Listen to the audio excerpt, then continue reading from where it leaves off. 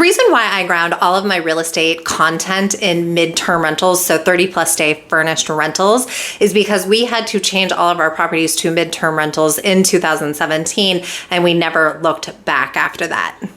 And we did this because the laws changed in Denver at that time, and they prohibited short-term rentals. And we had all these furnished properties that we had been doing short-term rentals on, and now we had to do something with them.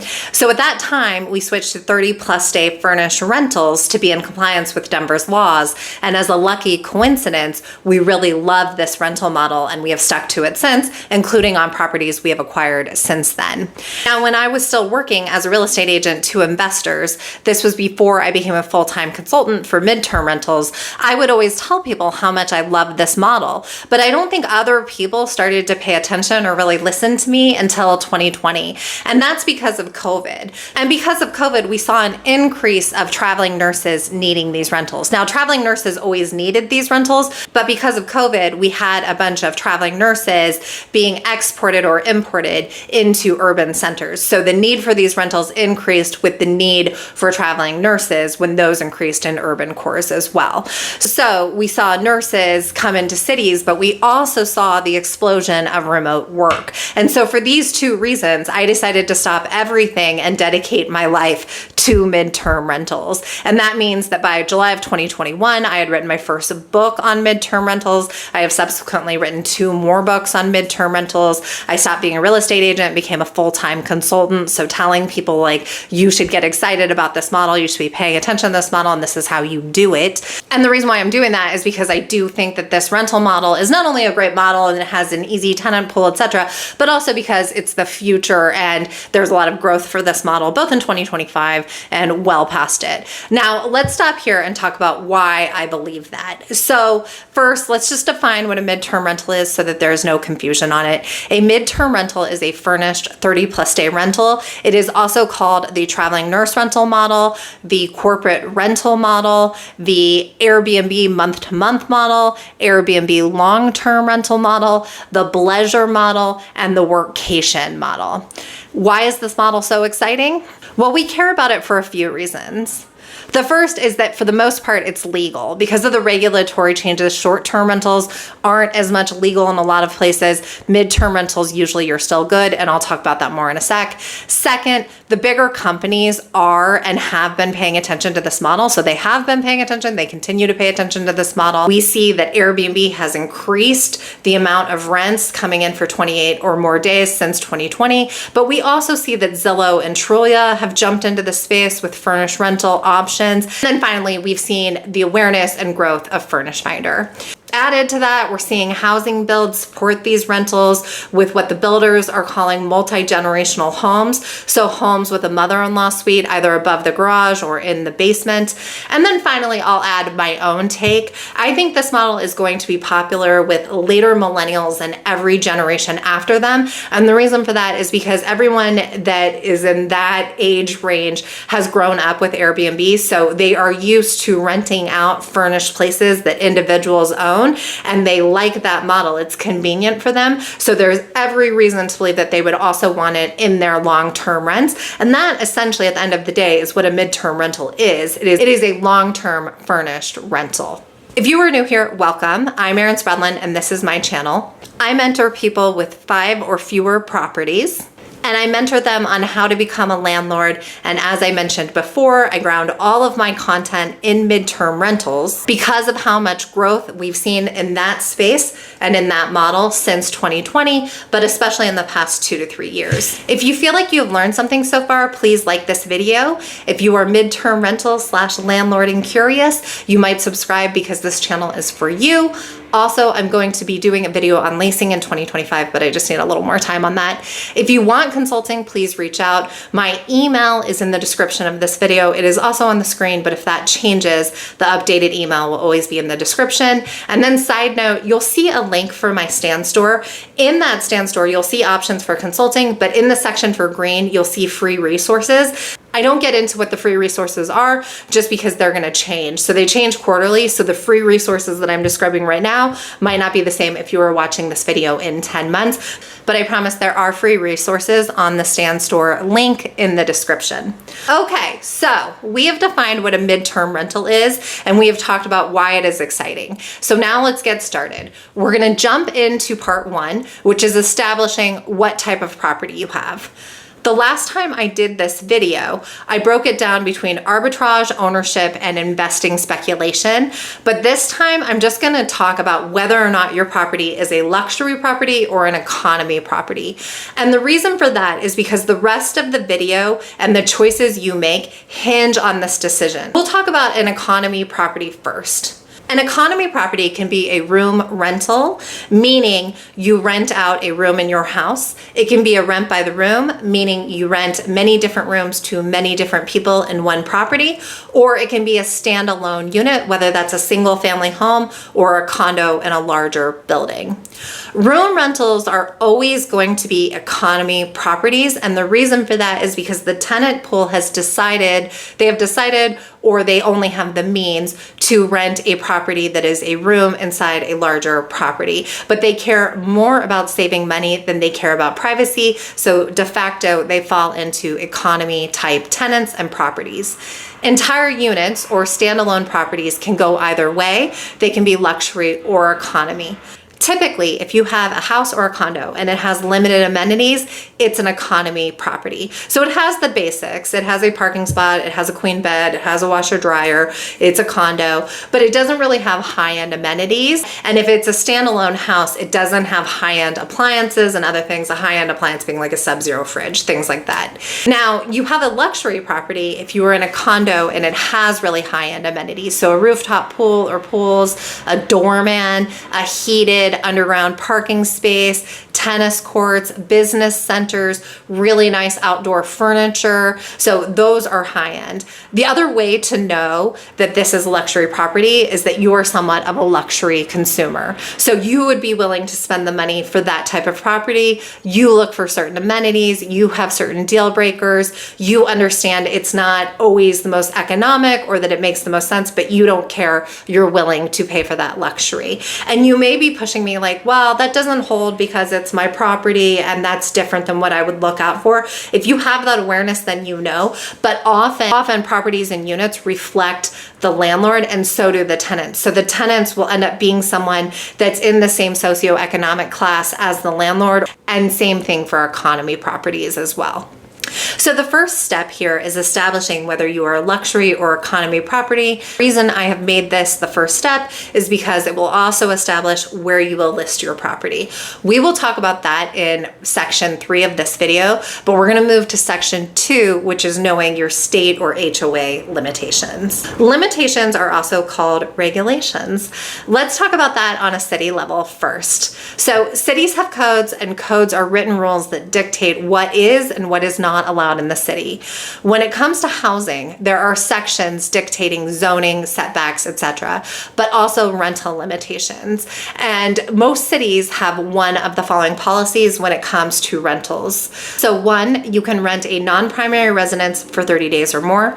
2, you can rent a non-primary residence property for any length of time that you want. Or 3, there is no specification in the code about how long you can rent your non-primary residence property.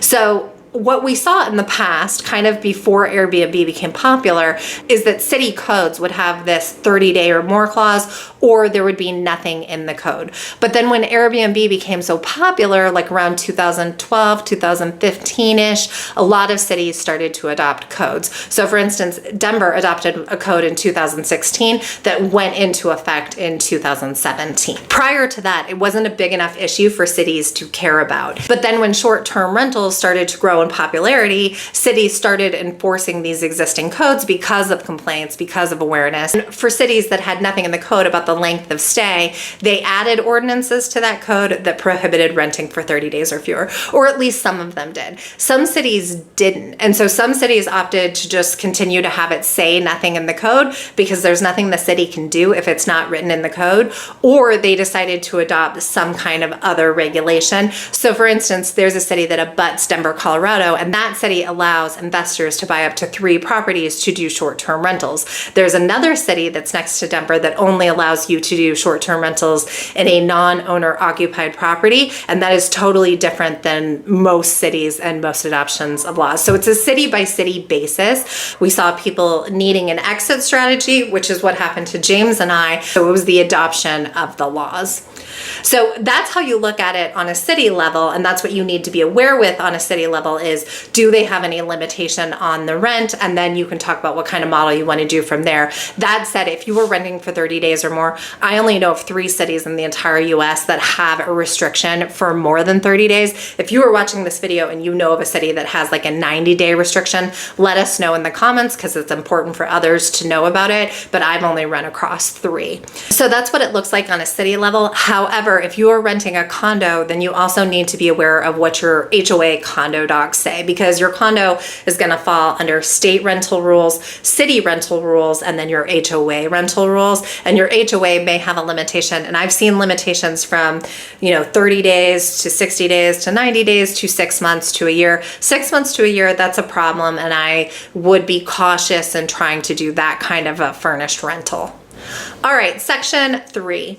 Okay, so section 3, I want to talk about definitions and how to think about this. So a long-term rental is usually unfurnished, 6 months or more. A midterm rental is usually 30 days or more furnished, and a short-term rental is under 30 days. And to be clear, midterm rentals are 30 days or more, but frequently you will see people start to rent them for 6 months or a year. They'll come in for 2 months or 3 months and do an extension. I see this all the time, both from my own rentals and also for the people that have hired me to find them tenants. We see this pattern all the time. The reason why these definitions matter, so a long-term, a midterm, or a short-term, is because of the word Airbnb and how the word gets conflated. So people will often think about Airbnb as a short-term rental, and they will use short-term rentals and Airbnb interchangeably, but that's not how you should think about it.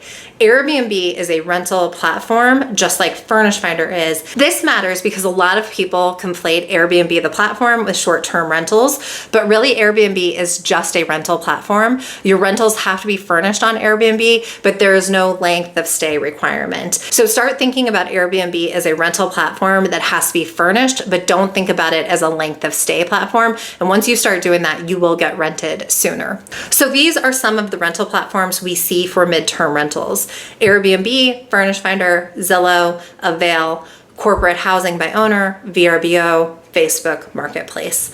And circling back to luxury versus economy, I find that most luxury properties are on Airbnb, VRBO, and Zillow, and most economy properties are on the aforementioned sites. So the reason why you find a lot of luxury properties on Airbnb is because luxury hosts or luxury landlords use Airbnb to rent their own vacations, and they have awareness of it. And so you'll see Airbnb is up and down the price point. You will see Beverly Hills on Airbnb, you will see the Hamptons on Airbnb, and then you will also see more economy properties on Airbnb. So don't think that those really high-end properties aren't on Airbnb. They are on Airbnb, and that is typically where they rent through. Now for the economy properties, they're everywhere, and they might have a little bit more of a focus on Facebook. The reason for that is that even though Facebook is, as a social media platform, skews older when it comes to tenants, the tenant pool on Facebook Marketplace tends to skew younger, meaning they have less money, meaning it's more of an economy property. But you will find the economy properties on all of those websites. You will see luxury properties more on Airbnb, VRBO, just because VRBO typically in the past had a preference for older and therefore wealthier hosts, and then Zillow just because of name recognition. All right, section 4, let's talk about furnishing. I would be remiss to not tell you that I have a shop on Amazon for furnishing a rental. It is broken down room by room with products that I like for each room type, meaning it's broken down by kitchen, bathroom, bedroom, etc. I also have a checklist for this if you want a quick and easy guide for that. I will shoot links into the description, and for full transparency, I do get a cut of anything you buy off of Amazon. Amazon pays me, you don't pay me, so you can go through that list and buy everything, and it won't cost you any extra, but it will cost Amazon a little extra. Okay, so when it comes to furnishing, how much should it cost? Should you thrift? What should you buy? What shouldn't you buy? Well, obviously the cost is going to reflect the location of the property, the size of the property, and whether or not it is luxury. If it's economy, it will cost you roughly $5,000 to furnish the living room, kitchen, bathrooms, etc., and it will cost you about $1,500 to $3,500 per bedroom.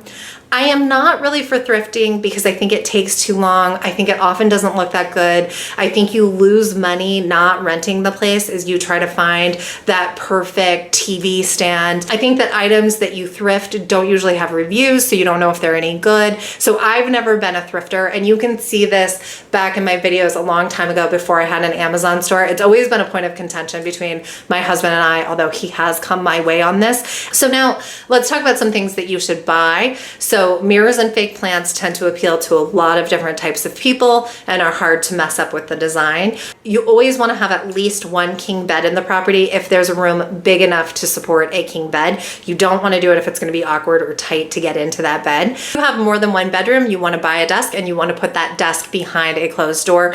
The reason for that is that if it's a one bedroom, it's probably just one person or a couple staying there, so they're not worried about other traffic. But if it's bigger than that, they might have that issue. And when you typically find remote workers using a desk, they have a call or something, and so they need to be behind a closed door for that. You want room darkening shades. Room darkening shades can solve all sorts of problems, not just making the room dark for sleep, but also limiting light and limiting the transfer of heat and AC. You want to buy the biggest TV that will fit on the wall and which you can afford, and you want to buy portable fans. And the reason why you want to buy a portable fan is that they have multiple uses, just like room darkening shades, ambient noise, and obviously moving around airflow being the two major benefits of a portable fan. So some items that you should not buy: don't buy a sound machine. A sound machine sends the wrong message. Also for tenants, you can buy them one roll of toilet paper, you can buy them one thing of paper towels, you can have one set of spices, but you want to limit it because you don't want to set the expectation that you're going to supply these the entire time they're there, and that's because you're not. If they are a 6-month renter or something, they're responsible for doing that. So what you will find with midterm renters is that they shop like short-term renters, but they act like long-term renters when they get there because often they become long-term renters.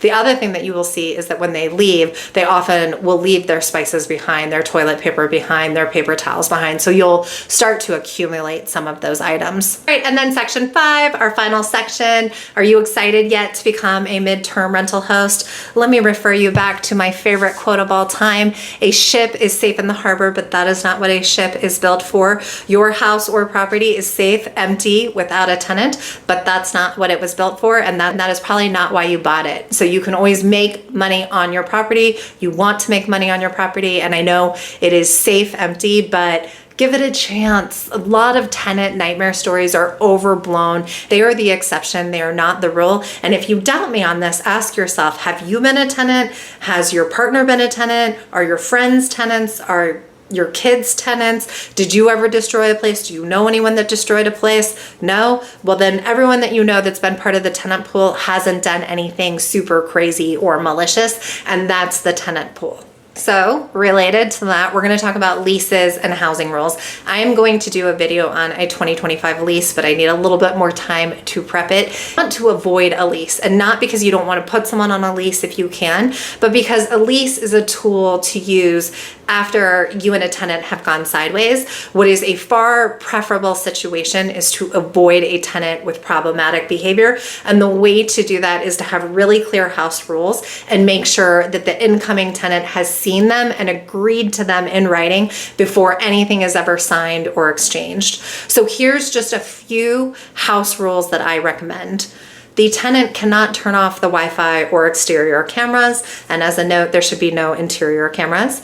Number 2, subleasing must be disclosed before the rental is booked or finalized. And number 3, tenants must pay all locksmith costs.